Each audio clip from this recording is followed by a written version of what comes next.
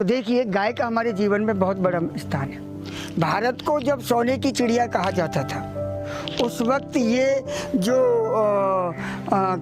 आज के जो यांत्रिक उपकरण हैं वो नहीं चलते थे। उस वक्त गाय और गाय के बैलों के द्वारा ही कृषि की जाती थी।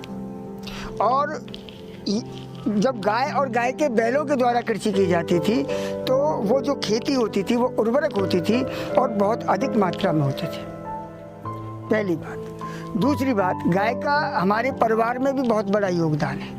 पहले आपने देखा होगा कि बहुत बड़े बड़े परिवार होते थे और सब लोग साथ रहते थे। क्या कारण? आज घर में 2 व्यक्ति हैं और 2 व्यक्ति भी प्रेम से साथ नहीं रह पा रहे। क्या कारण है भाई? इसका एक सीधा सा कारण है कि पहले जब व्यक्ति साथ रहते थे तो रहने का स्थान अलग होता था और गायों को बांधने के लिए अलग स्थान होता था। तो घर में जब कोई खटपट होती थी तो उनमें से एक माता कोई भी गौशाला में चली जाती थी। तो वो घर में कुछ बोल रही है और वो गौशाला में गौ सेवा कर रही है तो वो उसकी सुन नहीं पा रही है। तो इसका मतलब गौ सेवा का बड़ा प्रभाव था। फिर गौ सेवा की ऊर्जा कि गौ सेवा ने उसके क्रोध को बिल्कुल शांत कर दिया और घर में कोई भी कलह का वातावरण नहीं होने दिया। ये इसका बहुत बड़ा प्रताप है परिवारों को बांधने में। दूसरी बात, मैं सब सनातनियों से कहना चाहूँगा कि क्या आपको दीपावली मनाने का अधिकार है? क्या आपको कृष्ण जन्माष्टमी मनाने का अधिकार है?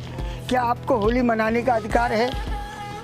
विचार करना कि हम क्या ये उत्सव जो मंगल उत्सव मनाते हैं, क्या ये सब उत्सव मनाने का हमको अधिकार है? नहीं है। गाय हमारी माता है और जहाँ रोज माता का वध होता हो वहाँ खुशियाँ कैसी, वहाँ कैसा उत्सव, वहाँ कैसा मंगल। आप कृष्ण जन्माष्टमी मनाइए, विचार करना क्या उस कृष्ण जन्माष्टमी से भगवान कृष्ण आपसे प्रसन्न है? बिल्कुल नहीं है। जो कृष्ण 11 वर्ष 56 दिन तक ब्रज में रहे और ब्रज में रह करके चरणों में कभी भी चरण पादुका नहीं डाली, नंगे पैर गायों की संरक्षण और सुरक्षा में संवर्धन में लगे रहते थे। उन्होंने करके बताया।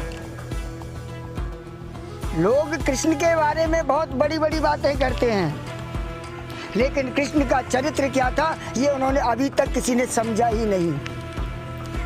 कृष्ण और राम ने सब कुछ करके बताया है कि तुम्हें अपने जीवन को किस आधार से, किस प्रकार से जीना है। गाय का महत्व स्वयं भगवान कृष्ण ने बताया है। उन्होंने खुद गाय की सेवा करके बताया है कि गाय की सेवा करने से क्या लाभ है, क्या हानि है।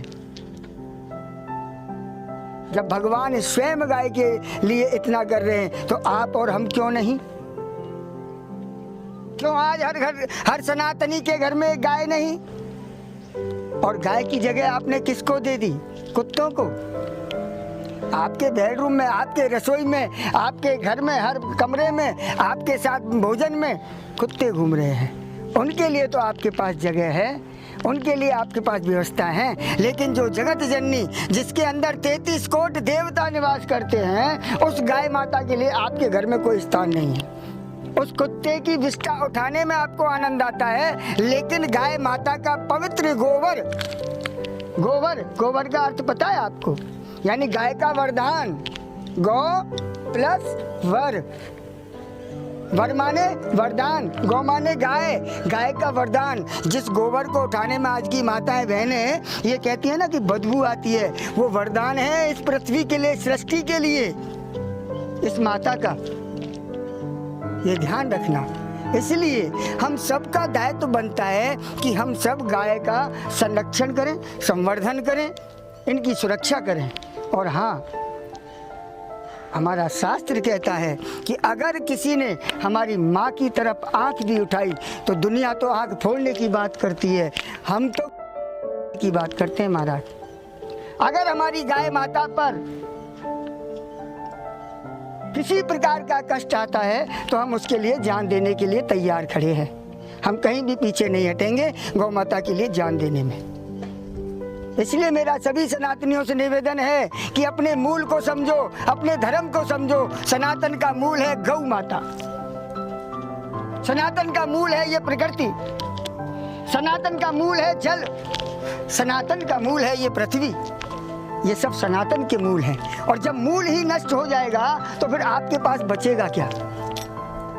एक बात ध्यान रखना, जितने भी दोष लगे हुए हैं, जितनी भी विपदाएं, आपदाएं, जितनी भी परेशानियां हमारे जीवन में हैं, वो उत्तरोत्तर बढ़ेंगी, घटेंगी नहीं। क्यों? क्योंकि जब तक तुम गौ माता की सुरक्षा, संरक्षण और इनके सेवा का दायित्व नहीं उठाएंगे, तब तक आप कष्ट में ही रहेंगे।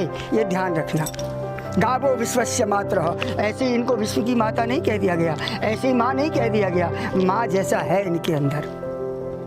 अरे एक बार इनकी शरण में आओ तो सही, एक बार इनके पास बैठो तो सही, एक बार इनसे निवेदन करो तो सही। जीवन की हर खुशी आपके अगर पहलू में ना आ जाए तो हमसे आके बात करना, एक बार गाय सेवा करो तो सही।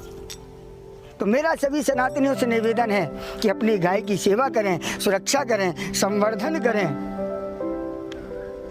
और जितने भी मठ मंदिर हैं, उन महंतों से, उनके पुजारियों से भी मेरा निवेदन है कि हर मंदिर में, हर मठ में अगर एक गाय को स्थान दे दिया जाए तो कम से कम, ज़्यादा नहीं तो 80% गौ माता रोड पर जो घूम रही हैं वो घूमना बंद हो जाएंगी महाराज। और आश्रम पूर्ण कब है? जिस आश्रम में, जिस मठ में गाय नहीं, वो आश्रम पूर्ण नहीं महाराज। भोग ईश्वर केवल गाय के दूध का ही स्वीकार करते हैं। ये ध्यान रखना। 33 कोटि देवता इनके अंदर ही निवास करते हैं, ये ध्यान रखना। तो मेरा आप सबसे यही निवेदन रहेगा कि आप सब गौ सेवा में आएँ, गौ माता की सेवा करें। अब गर्मी का समय चल रहा है, इनके लिए पानी की टंकियां रखें, हरे चारे की व्यवस्था करें, पानी की व्यवस्था करें। आपको बहुत होगा, ईश्वर आपको बहुत देगा, ये ध्यान रखना। इनके लिए अगर आप एक देते हैं तो 1 लाख आता है, और ना माने तो करके देख लेना, फिर हमसे आके पूछ लेना। आज हम अपनी वाणी को यहीं विराम देंगे और कल फिर आते हैं किसी नए विषय के साथ। इसी के साथ हर हर महादेव, हर हर महादेव, हर हर